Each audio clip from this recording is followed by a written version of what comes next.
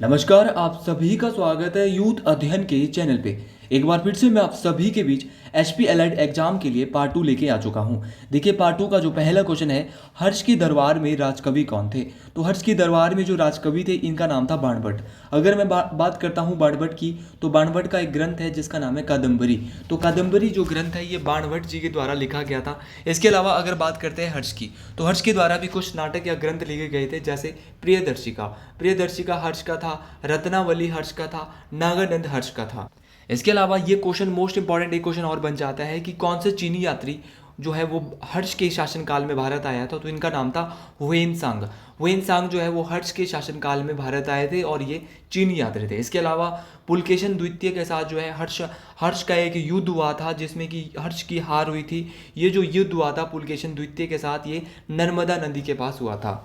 अगले क्वेश्चन की बात करते हैं, किस संग्रहालय में कुषाण प्रतिमाओं का सबसे बड़ा संग्रह है। तो अगर बात करते हैं कि किस संग्रहालय में कुषाण प्रतिमाओं का सबसे बड़ा संग्रह है, तो ये है मथुरा संग्रहालय में। मथुरा संग्रहालय में जो है वो कुषाण जो प्रतिमाएं थी, इनका सबसे बड़ा संग्रहालय था मथुरा संग्रहालय में। क्वेश्चन ये भी आता है कि जो कुषाण वंश है, इसकी स्थापना किसके द्वारा की गई थी। तो कुषाण वंश की स्थापना जो है ये कुजुल कड़फिसेस के द्वारा की गई थी। और कुषाण वंश के जो सबसे शक्तिशाली राजा थे, इनका नाम था कनिष्क। कनिष्क जो है वो कुषाण वंश के सबसे शक्तिशाली राजा थे। ये क्वेश्चन भी आपने याद, हर एक क्वेश्चन मोस्ट इंपॉर्टेंट बन जाता है यहाँ से। क्वेश्चन ये भी आता है कि हिमाचल प्रदेश का स्टेट म्यूजियम कहाँ पर स्थित है। तो हिमाचल प्रदेश की अगर बात करता हूँ, तो हिमाचल प्रदेश का जो स्टेट म्यूजियम है वो शिमला में स्थित है। अगले क्वेश्चन की बात करते हैं, Marco Polo a famous traveller was native of which country. देखिए, एक प्रसिद्ध यात्री मार्को पोलो किस देश से आया था। तो अगर मैं बात करता हूँ मार्को पोलो की, तो मार्को पोलो जी का जो संबंध है वो इटली से ये आए थे मार्को पोलो जी।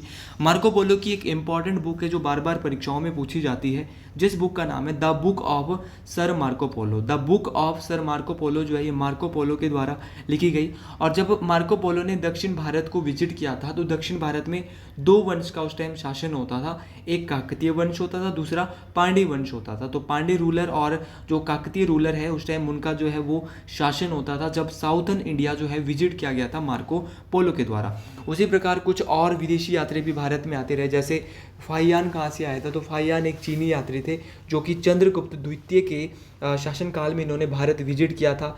मार्को पोलो इटली से आए थे। इब्न बतूता मोरक्को से थे। और इब्न बतूता की अगर मैं बात करता हूँ, तो इन्होंने मोहम्मद बिन तुगलक के शासनकाल में भारत को विजिट किया था। हर एक क्वेश्चन मोस्ट इंपॉर्टेंट बन जाता है यहाँ से, और हर एक क्वेश्चन को हम अच्छे से यहाँ से देख रहे हैं। अगला क्वेश्चन है कि शेरशाह ने हुमायूं को किस युद्ध में हराया था।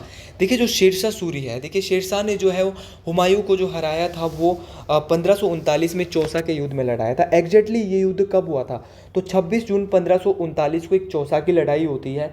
और इस चौसा की लड़ाई में जो है हुमायूं को हरा दिया जाता है और हुमायूं को यहाँ से भगा दिया जाता है। और चौसा के युद्ध को जीतने के बाद जो है वो शेरशाह की उपाधि धारण करते हैं शेरशाह सूरी, जिनको पहले फरीद के नाम से जाना जाता था। इनका जो पहले नाम था वो फरीद था। और जब ये शेरशाह की उपाधि लेते हैं, तो ये चौसा के युद्ध को जब जीते हैं, उसके बाद ये शेरशाह की उपाधि लेते हैं।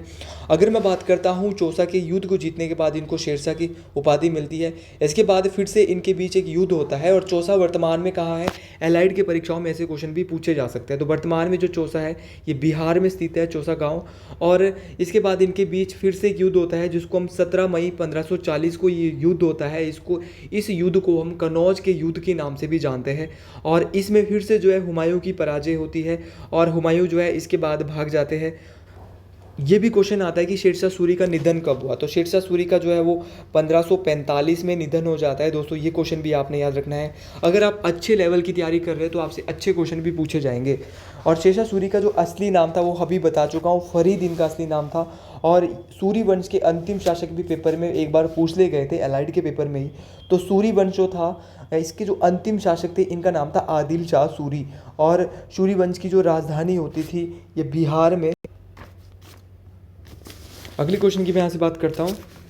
अब चलते हम थोड़ा सा ज्योग्राफी के क्वेश्चन के आगे। पाक जल डमरू मध्य भारत को जोड़ता है। अगर मैं बात करता हूँ पाक जल डमरू मध्य की, तो जो पाक जल डमरू मध्य है ये भारत को श्रीलंका के साथ जोड़ता है। देखिए यहाँ पे पाक दिया है तो आपने यहाँ से पाकिस्तान बिल्कुल नहीं सोचना है। पाक जल डमरू मध्य जो ये इंडिया को श्रीलंका से जोड़ता है।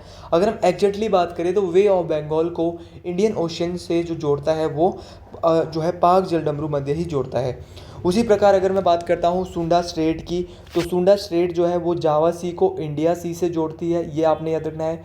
उसी प्रकार एक जिब्राल्टर स्ट्रेट है। जिब्राल्टर स्ट्रेट जो है ये जो है वो मेडिटेरियन सी को अटलांटिक सी से जोड़ती है। एक डोवर स्ट्रेट बहुत इंपॉर्टेंट है, ये नॉर्थ सी को अटलांटिक सी से जोड़ती है। ये दोनों बातें आपने याद रखनी है। मेडिटेरियन सी को अटलांटिक से जोड़ा जिब्राल्टर स्ट्रेट ने, और नॉर्थ सी को अटलांटिक सी से फिर से जोड़ा डोवर स्ट्रेट ने। एक बेरिंग स्ट्रेट बहुत इंपॉर्टेंट है जो आर्कटिक ओशियन को बेरिंग सी से जोड़ती है। तो आर्कटिक ओशियन को जो है वो बेरिंग सी से जो जोड़ती है वो जोड़ती है बेरिंग स्ट्रेट। अगले क्वेश्चन की हम यहाँ से बात करते हैं। हर एक क्वेश्चन महत्वपूर्ण हो जाता है। पूर्वी तटीय मैदान को इस नाम से भी जाना जाता है। देखिए जो पूर्वी तटीय मैदान है इनको कोरोमंडल तटीय मैदान के रूप से भी जाना जाता है। ये मोस्ट इंपॉर्टेंट क्वेश्चन है। क्वेश्चन ये भी आ सकता है पेपर में कि भारत के ऐसे कितने राज्य मिलाने को आ सकते हैं जिनकी कोस्ट लाइन को जो टच करते हैं, जो तटीय रेखा बनाते हैं हिंदी भाषा में। तो भारत के कुल भैया 9 राज्य हैं जो तटीय रेखा बनाते हैं। कौन कौन से ये राज्य हैं? गुजरात हो गया, महाराष्ट्र हो गया, गोवा हो गया, कर्नाटक हो गया, केरला हो गया, तमिलनाडु हो गया, आंध्र प्रदेश हो गया, उड़ीसा हो गया, वेस्ट बंगाल जिसको हम पश्चिम बंगाल कहेंगे। तो ये 9 राज्य है। एक बार फिर से बता रहा हूँ, गुजरात 1, महाराष्ट्र 2, गोवा 3, कर्नाटक 4, केरला 5, तमिलनाडु 6, आंध्र प्रदेश 7, उड़ीसा 8 और पश्चिम बंगाल 9। तो भैया 9 ऐसे राज्य हैं जो कि हमारी कोस्ट लाइन बनाते हैं, तटीय जो रेखा है वो बनाते हैं। अगली क्वेश्चन की मैं यहाँ से बात करता हूँ, सिंधु नदी का उद्गम कहाँ से होता है? देखिए सिंधु नदी का जो उद्गम है वो किस माउंटेन रेंज से हो रहा है? तो ये हो रहा है कैलाश पर्वत श्रृंखला। देखिए सिंधु नदी का अगर एग्जैक्टली उद्गम मैं बोलूँ तो ये कैलाश श्रृंखला है और ये मानसरोवर झील के राक्षसताल से सिंधु नदी निकलती है। अगर मैं बात करता हूँ सिंधु नदी की, जब ये जम्मू कश्मीर में बहती है तो यहाँ पे इसके कुछ सहायक नदियाँ हैं जो कि एलाइड के एग्जाम में पूछी जाती है। तो जैसे कि दरोश नदी, नुब्रा नदी, शिकार नदी और गिलगित नदी, ये सारी की सारी, और श्योक नदी। दराश नदी, नुब्रा नदी, शिकार नदी, गिलगित नदी और श्योक नदी, ये सारी की सारी सहायक है किसकी? सिंधु नदी की, जम्मू कश्मीर में। उसी प्रकार जो मोस्ट इंपॉर्टेंट जो पेपर में बहुत अधिकतर बार पूछी जाती है, तो मोस्ट इंपॉर्टेंट जो इसकी जो सिंधु की सहायक है वो है झेलम नदी, सतलुज नदी, चिनाब नदी, रावी नदी और ब्यास नदी। ये सारी की सारी जो है वो सहायक है किसकी? सिंधु नदी की। अगला क्वेश्चन है कि विली विली क्या है? तो विली विली की जब मैं बात करता हूँ तो विली विली एक साइक्लोन है और साइक्लोन की तरह ही हम बात करते हैं और ये ऑस्ट्रेलिया के समीप, विली विली जो है ये ऑस्ट्रेलिया के समीप की उष्ण कटिबंधीय, मैं इसको चक्रवात कहूँगा। उसी प्रकार इंडियन ओशियन में जो आते हैं उनको हम साइक्लोन या चक्रवात कहेंगे। ऑस्ट्रेलिया रेंज में आते हैं विली विली। और टाइफून कहाँ पे आते हैं? तो टाइफून जो है वो ट्रॉपिकल साइक्लोन है चाइना का। टाइफून आपने याद रखना है, ट्रॉपिकल साइक्लोन है कहाँ का? चाइना का। टॉर्नेडो जो है ये कोस्टल ऑफ एशिया में जो यूएसए की जो कोस्टल है ना वहाँ पे आता है टॉर्नेडो। और कैरिबियन सी में जो आता है वो हरिकेन आता है, हरिकेन्स जो आते हैं वो कैरिबियन सी में आता है। तो आपको पता चल गया होगा सभी चीज़ों का। अगली क्वेश्चन की मैं बात करता हूँ, अगर मोस्ट इंपॉर्टेंट क्वेश्चन है ये, आरबीआई का मुख्यालय कहाँ स्थित है? तो हेडक्वार्टर की बात कर रहे हैं आरबीआई की, तो आरबीआई का जो हेडक्वार्टर है ये मुंबई महाराष्ट्र में स्थित है। बच्चे को पता है कि आरबीआई जो है भारत का सेंट्रल बैंक है, केंद्रीय बैंक है। और आरबीआई की जो स्थापना है वो 1 अप्रैल 1935 को होती है और 1949 को इस बैंक का राष्ट्रीयकरण, नेशनलाइजेशन हो जाता है। आरबीआई के साथ साथ हम भारत की सबसे बड़ी व्यापारिक बैंक एसबीआई की भी बात करते हैं। एसबीआई का जो हेडक्वार्टर है वो भी मुंबई में ही स्थित है जो कि महाराष्ट्र में पड़ता है। और एसबीआई की जो स्थापना हुई थी वो 1955 में हुई थी। इससे पहले इस बैंक का नाम था इंपीरियल बैंक ऑफ इंडिया। तो इंपीरियल बैंक ऑफ इंडिया पुराना नाम था एसबीआई का, लेकिन 95 में इसका नाम जो है 1995 में जो है वो इसका नाम चेंज कर दिया जाता है 1955 में, और स्टेट बैंक ऑफ इंडिया रखा जाता है। इसके अलावा एक नाबार्ड है। नाबार्ड की अगर मैं बात करता हूँ तो नाबार्ड के सबसे पहले तो फुल फॉर्म पता होनी चाहिए, क्योंकि एलाइड के पेपर में ऐसी फुल फॉर्म्स भी पूछ ली जाती है। नाबार्ड का जो पूरा नाम है वो है national bank for agriculture and rural development. तो नाबार्ड की जो स्थापना वो 1982 में की गई थी और इसका हेडक्वार्टर भी मुंबई महाराष्ट्र में ही स्थित है। अगली क्वेश्चन की दोस्तों बात करते हैं, कराधान एक औजार है और देखिए, कराधान एक औजार है। किस प्रकार का औजार है? तो ये एक फिस्कल पॉलिसी है, ये एक वित्तीय नीति है कराधान।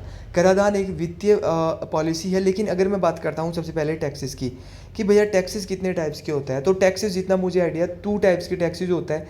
एक डायरेक्ट टैक्स है, एक इनडायरेक्ट टैक्स है। मेनली रूप से 2 टाइप्स के टैक्सेस की बात करते हैं, डायरेक्ट टैक्स और इनडायरेक्ट टैक्स। जो डायरेक्ट टैक्स होता है, इसमें इनकम टैक्स आता है, इसमें कॉर्पोरेट टैक्स आता है, इसमें प्रॉपर्टी टैक्स आता है और वेल्थ टैक्स आता है। कौन कौन से आते हैं? इनकम टैक्स जो है वो डायरेक्ट टैक्स में आता है, कॉर्पोरेट टैक्स भी भैया डायरेक्ट टैक्स में आता है, प्रॉपर्टी टैक्स भी डायरेक्ट में ही आएगा और वेल्थ टैक्स भी डायरेक्ट में आएगा। उसी प्रकार इनडायरेक्ट टैक्स में क्या क्या आ सकता है? तो एक्साइज जो सर्विस है वो जो है वो इनडायरेक्ट टैक्स में आएगी। सेल्स हो गया, कस्टम हो गया, ये सारे के सारे जो है वो इनडायरेक्ट टैक्स में आएंगे। तो ये सारे क्वेश्चन आपने याद रखना है। अगला क्वेश्चन मुझे यहाँ थोड़ा थोड़ा नजर आ रहा है, typhoid is caused by. Typhoid जो होता है वो किसके द्वारा होता है? तो टाइफाइड जो होता है ये वायरस के द्वारा होता है, और जिस वायरस के द्वारा टाइफाइड होता है उस वायरस का नाम क्या है? तो उसका नाम है सैलमोइला टाइफे। तो सैलमोइला टाइफे नामक वायरस होता है जिससे टाइफाइड फैलता है। और प्लेग एक बीमारी है, वो भी बैक्टीरिया के द्वारा ही फैलती है। और एक टेटनस बीमारी है, ये भी बैक्टीरिया के द्वारा ही फैलती है। और एक और बीमारी है जिसका नाम है डिप्थेरिया, ये भी टाइफाइड के द्वारा ही फैलती है। अगले क्वेश्चन की मैं ऐसे बात करता हूँ, और कुछ आखिरी क्वेश्चन आज के हम देख रहे हैं, ऋग्वेद में किस नदी का उल्लेख नहीं है? अगर बात करते हैं ऋग्वेद की, क्वेश्चन बोल रहा है कि ऋग्वेद में किस नदी का उल्लेख नहीं है? भैया यमुना का उल्लेख है, सरस्वती का है, सिंधु का है, तो किसका नहीं है? पेरियार। पेरियार एक ऐसी नदी है जिसका कि ऋग्वेद में उल्लेख नहीं किया गया है। क्वेश्चन कल के लिए ये आ सकता है कि ऋग्वेद में कुल कितनी नदियों का उल्लेख किया गया है? तो ऋग्वेद में जो है कुल वो 21 नदी, कितने नदियों का? 21 नदियों का उल्लेख किया गया है ऋग्वेद में। और सर्वाधिक बार जो है वो किस नदी का उल्लेख जो है वो ऋग्वेद में हुआ है? तो सर्वाधिक बार जो है वो सिंधु नदी का उल्लेख जो है वो ऋग्वेद में हुआ है। क्वेश्चन दोस्तों यही नहीं रुकते, क्वेश्चन ये भी पूछा जाता है कि जो ऋग्वेदिक आर्य थे उनकी सबसे पवित्र नदी कौन सी थी? तो ऋग्वेदिक आर्य जो थे उनकी जो सबसे पवित्र नदी थी वो थी सरस्वती नदी। और आज की डेट में ऐसा माना जाता है कि जो गंगा, यमुना, सरस्वती 3 नदियों का जो उद्गम होता था प्रयागराज में, तो आज की डेट में जो सरस्वती नदी है ये लुप्त हो चुकी है। ये जो है वो आज के डेट में जो है ये लुप्त हो चुकी है। ये नदी कौन सी नदी? सरस्वती नदी। उतना ज़्यादा इसका एरिया अब नहीं दिखता है। सरस्वती नदी को जो है वो 2 नामों से जाना जाता है, क्योंकि एलाइड में ये दोनों ही नाम पूछे गए थे, देवी तमा और नंदी तमा। तो किस नदी को देवी तमा और नदी तमा के नाम से भी जाना जाता है? तो ये सरस्वती नदी को देवी तमा और नदी तमा के नाम से भी जाना जाता है। और ये ऋग्वेद की सबसे पवित्र नदी है, ये चीज़ आपने याद रखना है। मोस्ट इंपॉर्टेंट बात है ये। उत्तर बिहार का प्राचीन नाम क्या था? बात करते हैं उत्तर बिहार की। उत्तर बिहार का जो प्राचीन नाम था ये था वज्जी। देखिए पहले के ज़माने में क्या होते थे कि महाजनपद होते थे, तो ये 16 महाजनपद टोटल कुल थे। तो मैं आपको एक एक करके थोड़ा बहुत महाजनपद के बारे में भी बता देता हूँ। कुल महाजनपद अगर पूछे जाएंगे तो बोलेंगे सर कि 16 टोटल महाजनपद थे। अब वज्जी महाजनपद की अगर मैं बात करता हूँ तो वज्जी महाजनपद की जो राजधानी थी वो थी वैशाली। उसी प्रकार एक महाजनपद था अवंती महाजनपद। अवंती महाजनपद की राजधानी थी उज्जैनी। और वत्स महाजनपद की राजधानी थी कौशाम्बी। अवंती महाजनपद की राजधानी कहाँ पे थी? अवंती महाजनपद की थी उज्जैनी। वत्स यहाँ पे दिया है तो वत्स महाजनपद की थी कौशाम्बी। सूरसेना के बारे में भी पढ़ लेते हैं। सूरसेना जो महाजनपद था इसकी राजधानी थी मथुरा। तो जितने भी महाजनपद ऑप्शन में यहाँ पे दिए हैं वो मैंने आपको क्लियर कट करवा दिए हैं। ये सारे महाजनपद आपको याद रखने हैं। अगली क्वेश्चन की हम यहाँ से बात कर रहे हैं, तीसरी बौद्ध परिषद कहाँ आयोजित हुई थी? देखिए बौद्ध धर्म से रिलेटेड क्वेश्चन पेपर में ज़रूर पूछे जाते हैं। क्वेश्चन जो है वो किसी भी तरह पूछा जा सकता है बौद्ध धर्म से, तो बौद्ध धर्म को अच्छे से पढ़ लेना है। ये मोस्ट इंपॉर्टेंट टॉपिक बनता है कॉम्पिटिटिव परीक्षाओं के लिए, अन्य सभी परीक्षाओं के लिए ये टॉपिक मोस्ट इंपॉर्टेंट बन जाता है। देखिए दोस्तों अगर मैं बात करता हूँ तीसरी बौद्ध संगीति पाटलिपुत्र में हुई थी, लेकिन हमें तो टोटल जाननी कि टोटल कितनी हुई थी। तो टोटल बौद्ध संगीति हुई थी 4। पहली जो बौद्ध संगीति होती है वो होती है राजगिरी में, सप्तपर्णी गुफा राजगिरी में। और उस समय जो शासनकाल होता है वो होता है अजातशत्रु का। किसका होता है? अजातशत्रु का। दूसरी बौद्ध संगीति वैशाली में होती है, शासनकाल होता है कालाशोक का।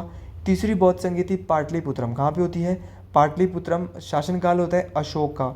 और चौथी बौद्ध संगीति होती है एकमात्र बौद्ध संगीति जो बिहार में नहीं होती है, वो होती है कुंडलवन कश्मीर में, और शासनकाल होता है कनिष्क का।